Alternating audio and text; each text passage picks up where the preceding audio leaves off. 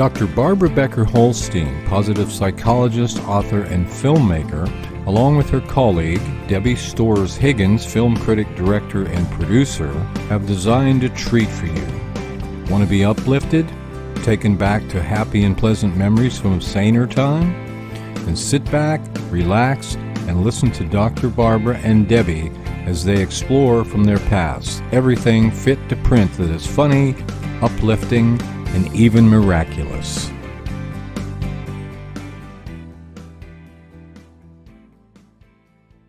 Hi, I'm Dr. Barbara Becker Holstein, and welcome back to Old Time Radio Days. Sit back, put your feet up, try to feel relaxed, get rid of that big patch of anxiety deep in your stomach. Your stomach, my stomach, all of our stomachs. You know, I know it's there, I know it. Try to put it aside and join Debbie Storz Higgins and myself, Dr. Barbara Becker Holstein, as we talk about everything that's just about fit to print in our own lives, and also many general topics that are on all of our minds right now. And we are going to begin with a little review of what, Debbie? What is our... Well, we have, everybody has COVID fatigue. And when we're always thinking about our topics, what we're going to talk about. But there's a couple, I realized something about it. There are actually some things I like since COVID. Now that sounds sick and everybody's going to go, Debbie's lost her mind. But I found there are some things that because COVID has everything in a wacky kind of Kiana-Scotzi way, which means life out of balance, it also has made other things that revved up too high slow down. And I noticed a couple of them, and maybe you noticed a couple of them. So I don't know if you want me to start with the Yeah, ones you I start noticed? and I'll join in. Well, just to give a little background, and I know if anybody listened to the show, it's been going on about moving out of my family home.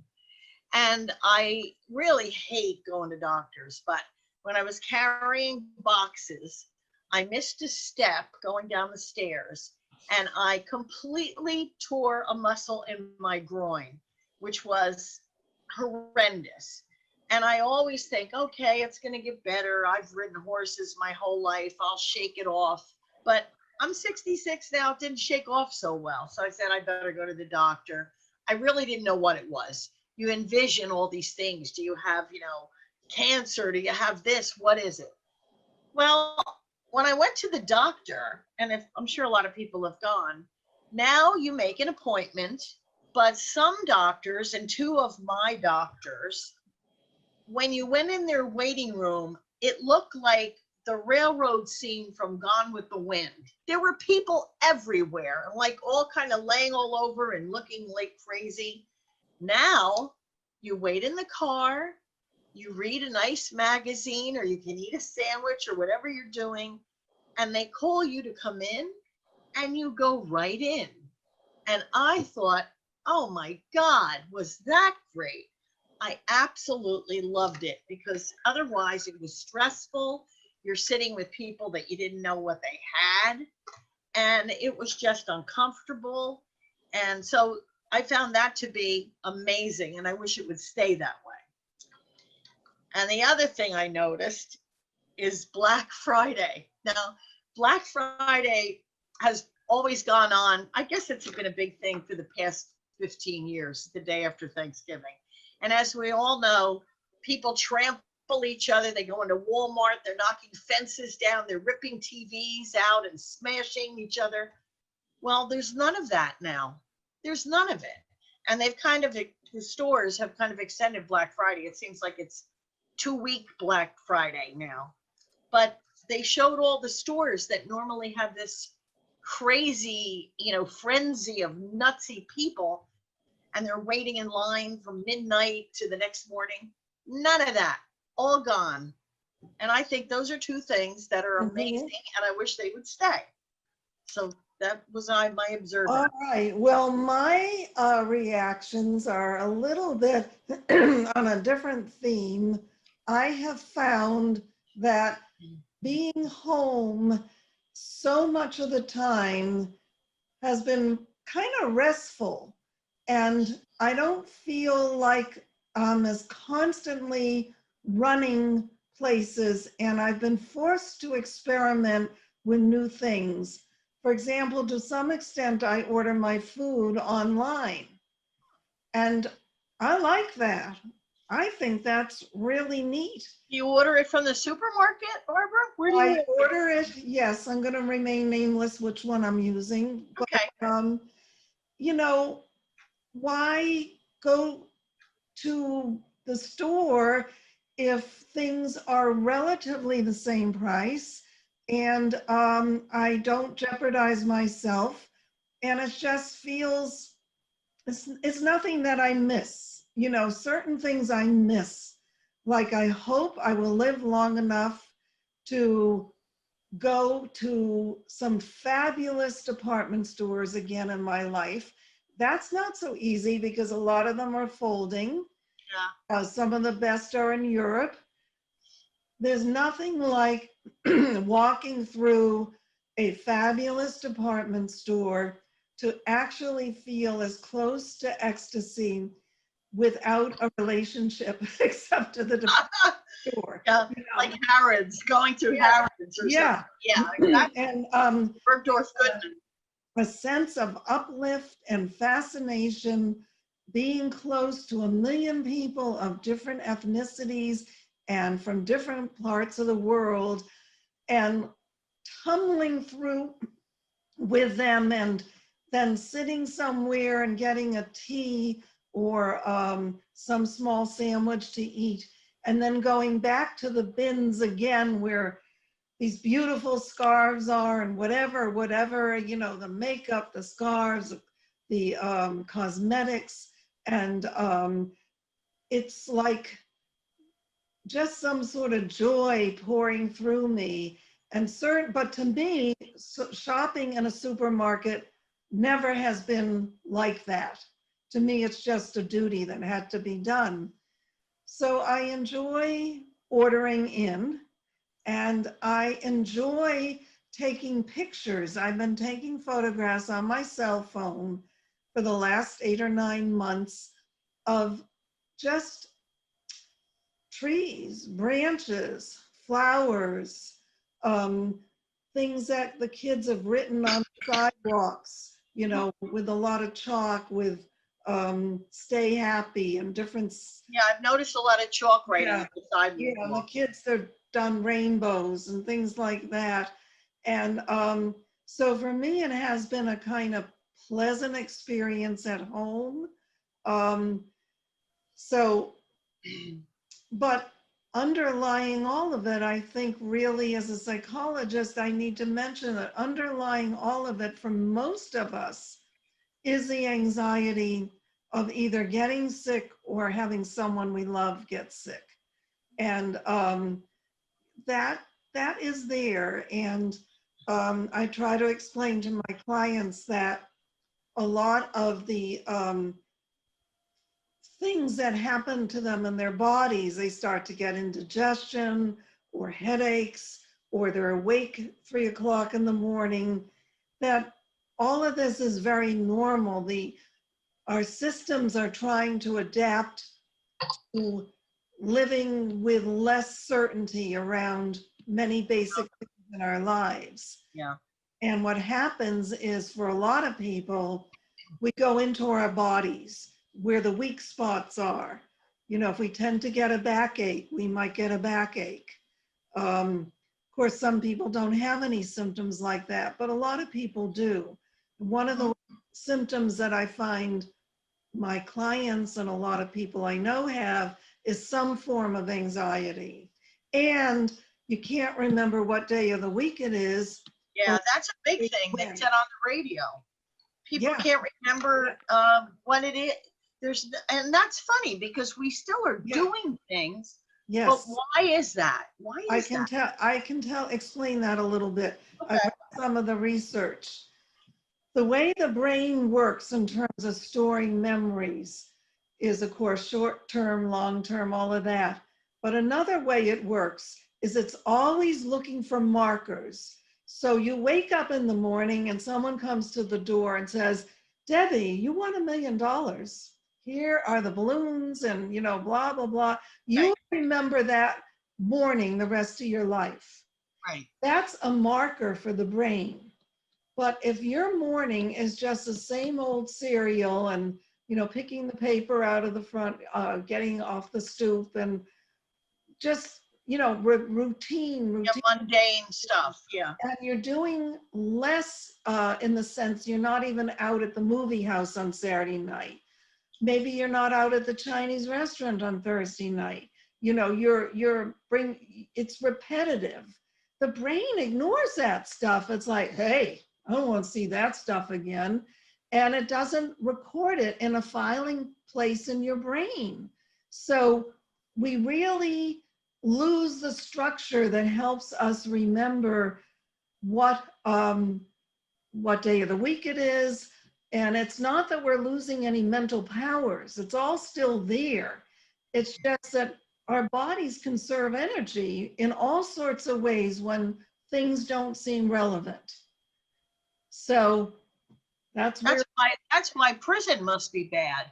I mean, just think about prison. Yes. That's why you think, oh, how bad can it be? They're getting 3 meals a day and, and whatever, they're not getting put to death or something if they've done something terrible. But it's just the same thing, walking in the yard. It's right. It's kind of like, a monkey in a cage or something, really. Yeah.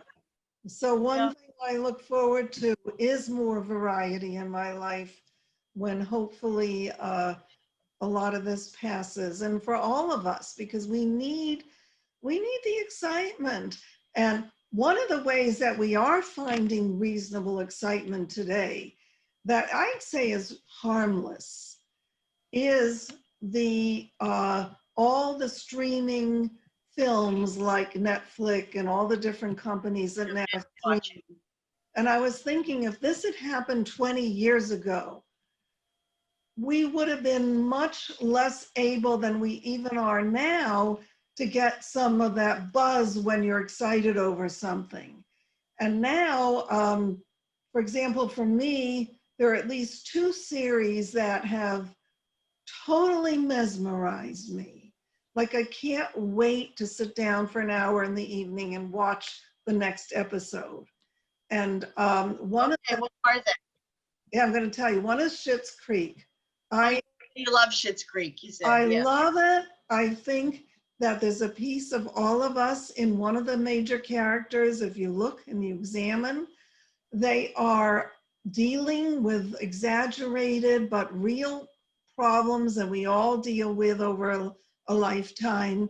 And they're adorable in their own ways. And if I see the woman who plays the wife and mother, I see her go into her closet and hide there. Now, I've never really done that, but I get it. I think I could do it. I don't want to do it, but I get it. And the next time she puts on a white and black outfit that is totally unsuitable for this small little town they now have lived in a motel, the next time she dares to walk out in that crazy outfit, all I can think is, I've done that 100 times myself, not wildly, but I'm at the edge of the spectrum because I love Bohemia and all, Right, yeah. Just talking about that. I love that stuff. And the other program that I'm really crazy about, Crown. I loved it this year. Yeah. Now, I realize that it's fiction when you hear them talk. No one, that's not an exact story. Oh, but boy, is it great this year. But it does take history into account in many, many ways, and you can learn a lot. And those people younger than myself, and there's lots of them, you may not have experienced much, history is so poorly taught and whatever. Yeah. It gives a sense of going from the Second World War and, on into many of the things that as a world we've dealt with since then. And I like the Queen. I think she's a classy lady. What season are you in now? Well, we started with the first. We're Okay. not the I second. finished it now, of course. And this year, I actually like it the best. And this year is going into Prince Charles and Lady Di and all the Yes. kids. But the thing that was really interesting, and I'll say this, is last night, and it is on demand, great performances did 50 years of masterpiece theater. And Julian Fellows was interviewed, and he said the reason it's so good, like Upstairs, Downstairs, Downton Abbey, these shows, is because even though the characters are so well developed, and it's kind of like a soap opera, they're telling all about history. And it's a very soft way that you get involved because of the beautiful writing, but you're also learning. It's the greatest medium. They should make these kids watch this stuff in school. Because, I remember being marched down to a theater to see Marie Antoinette with Tyrone Power and Norma Shearer. And I knew everything. I was so interested in the French Revolution and that whole thing. And it was really a great movie. It was relatively accurate. But that's why The Crown is so good. And they went through all the shows that were the most instrumental. And I wrote them down because there's some I heard of the name, but I never watched them. And now, because of the pandemic, I'm going to put them on my Netflix list and watch them. Right. Yeah. So I've been entertained and had a chance to catch up on some of my own projects, and that part is very nourishing in many ways.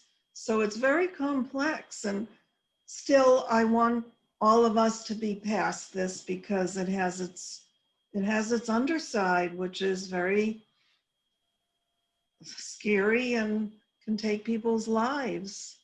You feel, I'm going to ask you kind of a question.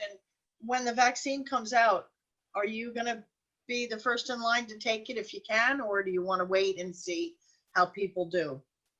Well, I'm not going to be the first, but as soon as my doctor says it's okay, I will go, Okay. I would like one medical opinion from somebody I trust. And if he says, well, gee, Barbara, with your particular background, I think if you could hold 2 months and wait for X vaccine, I would honor him. I would honor the science I trust. All right. Okay. Okay. So, but I do visualizations. I do imagine myself in line going for the shot. Okay. All right. I think that's very healthy.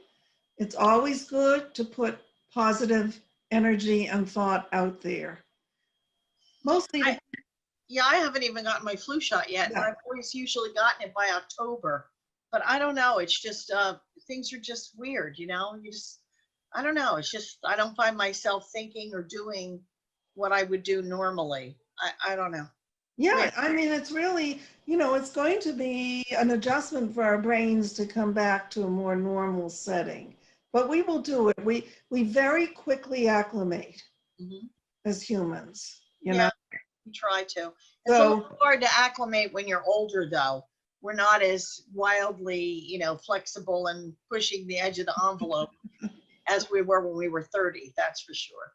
Well, that's for sure. But we're wise and we have a lot of stored information in there. Yeah, I know. I think I have to cut this open and shake it upside down, and then I can let more stuff in. But why don't we segue now a little bit more uplifting? How about let's talk about Thanksgiving a little bit? Yes, let's talk about it. Okay. Well, we were going to talk over the years, like our memories, and actually, Thanksgiving was kind of weird for everybody this year, but I do have my tiny little group that is kind of quarantined all by themselves. So I had people here, And it actually was really lovely because for the first time, I felt I didn't put any effort into it, which sounds ridiculous, but I did go to culinary school and I always got to impress everybody. And this year I just went, I'm going to cook a regular dinner. I didn't even put the timer in the turkey. I made the basic stuff. But of course, you know, I put the zhuzh in it. And it actually was so relaxing that I wasn't running around with turkey grease falling on the floor and, you know, all exasperated with stains on my shirt. It was like I was very calm. And it was a really lovely, lovely time. And my family, my family were big traditionalists, so every holiday was really wonderful. And my mother was a great cook, and we had lived in a beautiful home, and it was just it was just great. But before you tell your story, I used to do one thing, and it sounds like the snobbiest thing I could say, and don't judge me, people, but I rode my whole life horses, and we always had a fox hunt Thanksgiving morning. And I would go hunting, and my mother would, they would just say, why do you have to go do this? You're never going to be here by the time we eat. You're going to come in with smelly boots with horse manure on them and be all scuffed up and crazy. And I would go like, you know, I'd go. There was a beautiful property in Middletown, Laura Harding's estate. And I used to hunt with the hidden hollow hounds. Well, my mother was right, because one Thanksgiving, I was jumping a wall. It was like a stone little wall with my horse, and he bolted, and I went head first into the stone wall. And of course, my horse took off, and they all run by, you know, the people hunting. And then my horse ran up, and it didn't have a rider, so they got me. I ended up in the hospital for 2 weeks with amnesia. I didn't even know my parents for a week. My God. Was your head hurt? I got beamed. Oh yeah, I got beamed, and I had a helmet on, but it broke the helmet, and that's how hard I hit this stone wall. But yeah, that was a ruined Thanksgiving for my family, because they were at the medical center with me. So that's my. But you recovered completely, I would gather. Oh, that's probably why I can't remember half the stuff now. No, I did, but and that was one of the many horse injuries that if you're around horses, you're gonna get hurt. Yeah. How old were you with that one? I was in high school. I was freshman year high school. Wow. Yeah. Oh, gosh. Well, I don't have anything in that category, but I will say that my mother was a wonderful cook also, with special things. And Thanksgiving dinner was an absolute treat. The turkey was moist. The stuffing was heavenly, with mushrooms and walnuts and onion, all sorts of things. And she always made a Jell-O mold. Oh, I love that. You know, somehow that was part of the. That was the time period. Yeah, it was the time. We always had string beans with the mushroom sauce on them. That was the time also. And I have one funny story, and I get a kick out of it every year, and it makes me so close to my parents. My parents, for whatever reasons, I have no idea why, because they were financially comfortable. My father was a professor. My mother was still teaching school when this would happen year after year. Their oven went bad, and they could only use the top for pans, you know. Yeah, like frying pans and stuff. Exactly. They never replaced it. I don't understand why. They could go down in the basement and turn it on for something like a turkey or a roast, and then they would turn it off. So we would go to visit, and we would sleep in the room that was next to the kitchen. And of course, because we were young and indulging ourselves that this was a mini vacation, just because my mother got up to start to stuff the turkey and everything, we didn't. And so my mother would say to my father, now, Harry, go down and turn on the oven. don't forget, watch your head, because he had to go down the stairs and he was 6'4", and there was a curve and where a corner and then it was lower. And we would just lie in bed and he'd say, okay, Bernice. And then we hear him start down the stairs. And the next thing we would hear was, ow! Every time, huh? And my mother would say, I told you, Harry, watch it. And that was probably repeated many That's times. funny. It was very cute. That is so strange. How did they turn an oven on from the basement?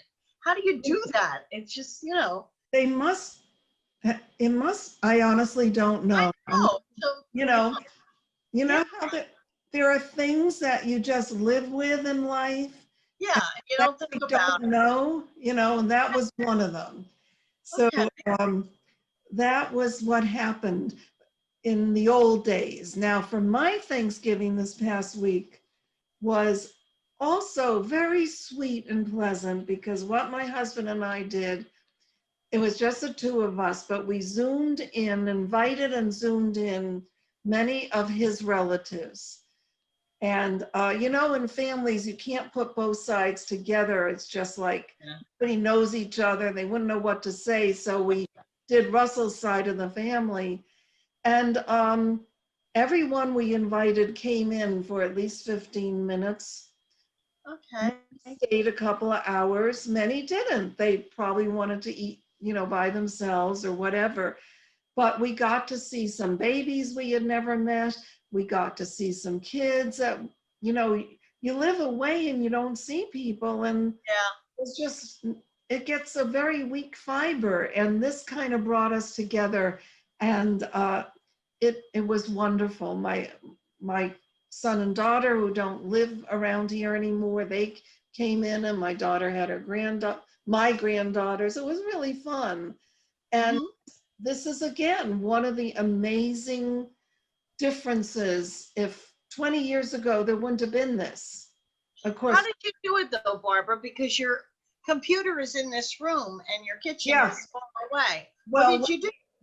Well, actually, I had cooked actually, it was very hodgepodge. It really was. I mean, I did have a turkey breast and I made stuffing, but what we thought, what happened, and there was no going back, was we had to sit in here the 3 hours that we had invited people. And we'd snack once in a while. I'd bring something in, but we ate like 5:30. That's the way we did it. There was no other way, because it was insulting to people, like, we're going to go and sit in the dining room. Yeah. So Exactly. it was worth it. It was really worth it to just be with them. Very cool. Yeah. The other thing we were going to do, but maybe you already did it, was a strange story on Thanksgiving out of the past. And I have one. That was my horse thing. Yeah. Much, yeah. Yeah. So my brief story out of the past, which I had forgotten, I really had to kind of retrieve it. So it's very unusual. I was living up in Cambridge, Massachusetts, and one of the part-time jobs that I had was with a company that was a creative thinking company that did inventions. And the man who ran it was extremely brilliant, William Gordon. He's now passed away many years, but he was a genius. When you feel you're just sitting at the feet of one of those exceptional minds. Right. And what happened was my parents came up or they were coming up, and my husband and I were newly married, and I was still working for Mr. Gordon part-time. So something came up, and I think I was so naive. I think it was wrong what we did, but I don't think it was something that'll be punished in heaven. I mean, it was just a kid, just doing her thing. I mentioned to him that we didn't really have Thanksgiving plans, and I think I was edging for an invitation. Okay? Not so smart, but hey, what did I know at 23, you know? So of course he responded, you know, he had a lot of manners, and he responded, well, I'm going over to so-and-so's house, and it's sort of an open deal. I'm sure you and your parents and your husband can come. And, you know, he made it sound like nothing, like we were going to have hamburgers after we finished work, you know, because he had that level of bearing. Mm-hmm. So I fell right into it. And off we went to his friend's house on Thanksgiving, the four of us. And guess who his friend was? Now, you know, young people, this may mean nothing, but I think you'll get it. His friend for many, many years was Capp, the great cartoon. Oh, wow. Yes. Yes. It's So, cartoon. you know, here he's taking these drag-alongs to Capp's house. Oh, wow. And we're introduced to him. And of course, he was world famous for his Little Abner cartoons and everything. And I think even controversial because of the way he embedded some political stuff within the cartoons. And he was gracious. And we all ended up around a great big table, and everything was warm and friendly. He had been born in New Haven. My father was born in New Haven. They were approximately the same age. He was Jewish, although he never, I guess he changed his name, but I think they had a little bit in common. And then my mother, who was still very stunning at that point for her day, you know, I think Capp had a little crush on her. There was like a corner of the room where they seemed to be pretty happy, you know, talking and everything. And so the day passed, and I had no regrets till many years later. I realized some of the, you know, just you have to be know a lot about life to know when to put people on the spot and when not to, you know. But so that is my secret life with Capp. I like it. Yeah. That was great. That was great. I love that story. We could do that. We can do a show where we accidentally or didn't know that somebody was going to be there like that. I have a story like that as well. And but it has nothing to do with Thanksgiving, so maybe we'll save that for another show. Oh, good. It sounds great. Yes, I want to hear it. Write that down. Where I showed up to a lunch with an interview of somebody for one of my films, and well, I kind of started telling you. Maybe I should tell us. We can finish the show with you telling us. I had a documentary that I did, Snake Hill, and for a big, long documentary, getting the music just really appropriate is very difficult. That was very, very hard. So we were interviewing people, and the man who did the soundtrack for Pollock, starring Ed Harris, was willing to meet us in New York. But the problem is a lot of people, even when they saw the movie, they couldn't channel the right music. But I found ultimately the greatest guy to do it. But he said to me, we'll meet you in New York City for lunch. But my friend's in town and he's with me for the weekend. Would you mind if I brought my friend to lunch? And my partner and I said, no, you know, sure, who cares? You know, we're just going to talk to you and try to, you know, see what you're going to charge and if you can do it. Well, so my two partners were very much younger and they were not from the New York tri-state area. And we sat down to lunch and he said, this is my friend David. He's here for the weekend. And I don't know if you know it, but it was David Byrne, who's the head of the band, The Talking Heads. And he had a show on Broadway and everything. I mean, big musician, big group, The Talking Heads.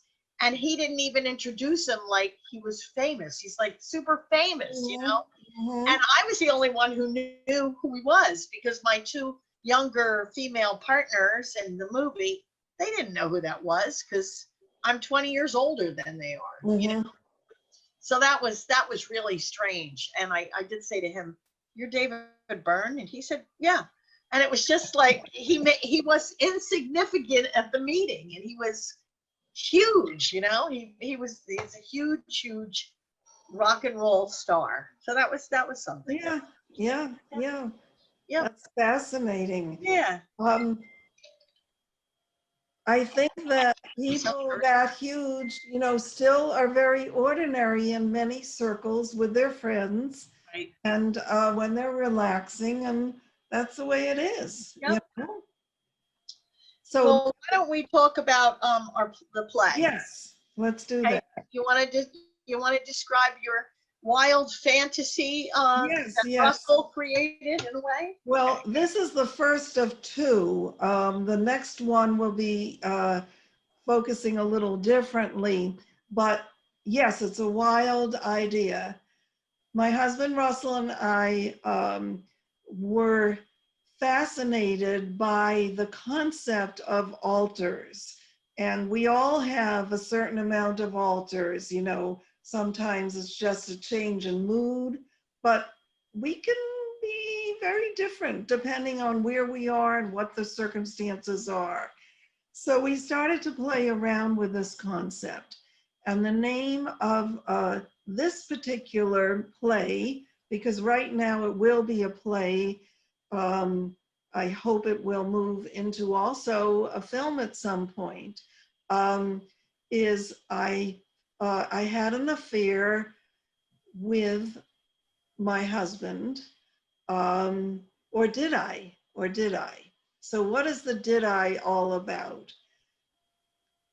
It is all about a husband who accidentally falls into a way to make his wife much more attracted to him. And the way he does it is with an alter who suddenly appears with a different. You mean like an alter ego? Yes, an People. alter They might not ego. know what an alter is. Yeah. Right, who has a different background and a different voice because of where he has grown up, this alter ego who is in this fellow's head. And I can't really go too much into it because it's too intricate. But when you see us perform it, you will understand the subtleties. And